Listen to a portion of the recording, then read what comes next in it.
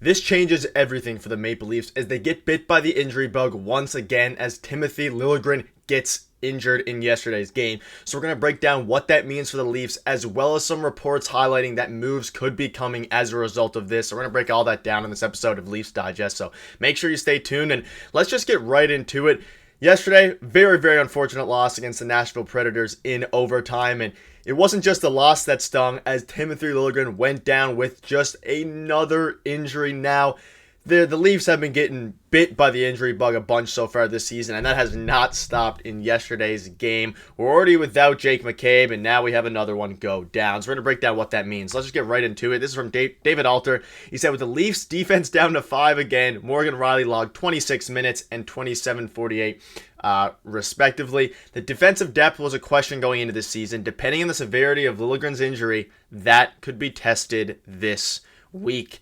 Now, obviously, Morgan Rielly is our best, defenseman, but Lillegren went down with an injury yesterday, and that's causing an increased workload for these top 4 guys on the Leafs defense, specifically Morgan Rielly. And a team with the Maple Leafs don't have a very deep defensive core, and that's something that all you guys in the comments, all of us Leafs fans, everyone wants the Leafs to upgrade, is their defensive core, is their top 4. And going down with another injury, especially to the defense and Timothy Lillegren, is very, very concerning if you are the Toronto Maple Leafs and you are Brad Treliving. It's very, very, scary. There's a few different options that we could do. Lillegren is an interesting guy. I know a lot of fans. Some fans love him. Some fans aren't huge, fans of him. I kind of like him. He was a, potential high pick going into his draft here. He slid back a bit in the draft when we initially drafted him, but watching him play, he has top 4 written all over him. It's just a matter of if he can produce to the potential that we all know he's capable of. And this was from yesterday. There's no further update from the Leafs on Timothy Lillegren, upper body.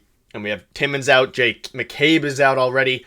And it's been an unfortunate a couple of seasons for Lillegren there. And Kyle Cushman went out to say, if Lillegren misses time and McCabe remains out, I'd probably go with this: Rielly, TJ Brodie, Mike Giordano, John Klingberg, Lajoie, and then Lagesson. And he is someone who we will be touching on throughout this video because he played the right, and those two were on the same AHL team last year. He has familiarity and the NHL experience if we go with that guy, Lagesson.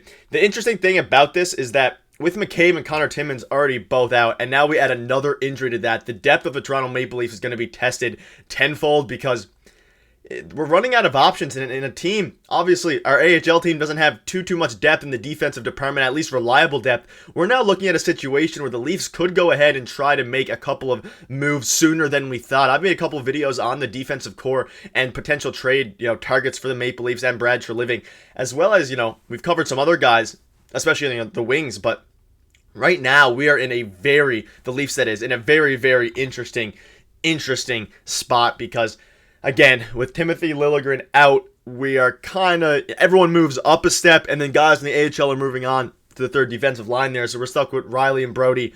Giordano, Klingberg is our top 4, which isn't horrible. The signing of Klingberg has been pretty solid to start the year, but it's a little bit scary if you are the Maple Leafs. Now, looking at Timothy Lillegren, again, he had a high upside pick to a degree, but he has the top 4 written all over him, like he said, and he's slowly developing. So far this season, through 8 games, he has only 1 point, but you can see that he's slowly developing. He's not as physical as we want him to be. He's not throwing massive hits. He's starting to improve that a little bit, but his defense has looked very good this year, and he's good at breaking up plays in front of the net, which is something that the Leafs desperately, need. We saw Jonathan Klingberg a couple of games ago do that, break up some of the shots in between the net. John Klingberg did, which is very, very good because that's not really what Klingberg is known for. He's more for his offensive side of the ice rather than the defense, even though he is a defenseman. But in the case of Lillegren, he's slowly getting into that level that we hoped he could, become one day. He had a solid year with the Leafs in 2022, putting up 18 points in 67 games, and then he obviously went down to the Marlies, but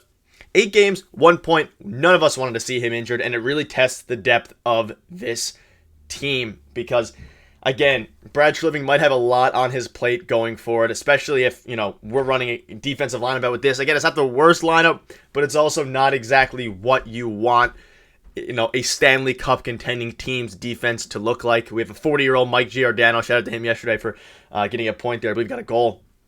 But I don't know. Looking at Lagesson, he's he's a 6'2" guy. He's very defensive minded, which is exactly what the Leafs need. He looked solid in the AHL a few seasons ago and has impressed a lot in the Leafs training camp and impressed a little bit as well in the preseason.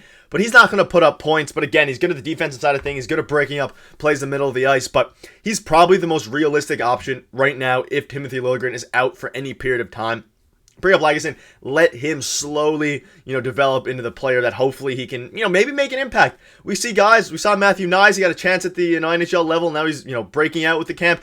Fraser Minton made the team out of camp, and now, he's back down with the Marlies, but he had a decent run with the Maple Leafs getting the experience. So maybe, Lagesson can do the exact same thing. Now, one other thing I do want to mention here is if they decide to, they'll probably go with Lagesson, but if they do not go with him and they end up trying to maybe look at the trade market, trade potential, we highlighted a guy a couple videos ago that we could definitely be going for, and that is Vincent Desharnais. He is an interesting guy. Now, I know a lot of you fans in the comment section of our videos have been, especially videos that I made, have been praising for this guy. He's probably the only one you really want out of the potential trade packages I've mentioned. And it does make sense because the Leafs absolutely need defense, and they absolutely need, probably to make a trade at the trade deadline at the very least. Again, this all depends on how Jake McCabe is looking, how Timothy Lillegren is looking, Connor Timmins. It all depends on how they're all going to be looking before you decide to make any final moves. But again, like he said here, the depth of the team could be tested, and this could lead to subsequent moves. And of course, Vincent is huge. He's 6'6", currently playing for the Oilers.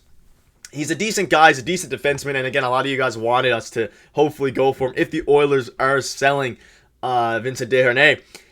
The only issue is he doesn't have a ton of NHL experience, so then maybe Brad Treliving. Obviously, he's probably a better player than some of the AHL options we have, but if you're kind of going with inexperience versus inexperience, he's 29, he's only played about 40 NHL games, maybe more than that now, 42 or 43. I think 42 NHL games at the time of recording, but if you're going with a guy like that and you're going to trade assets to acquire, Vincent Desharnais from the Oilers, is that something you're willing to do, or would you rather stick with some of your prospects in the AHL?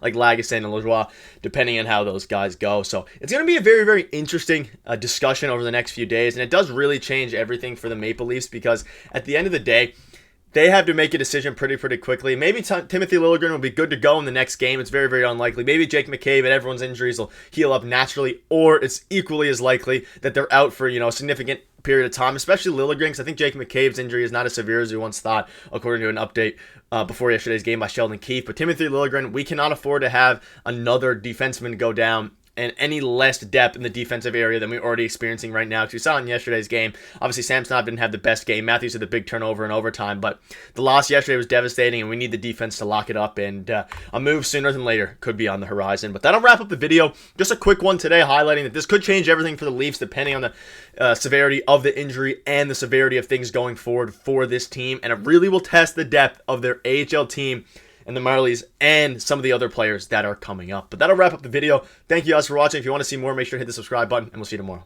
Cheers.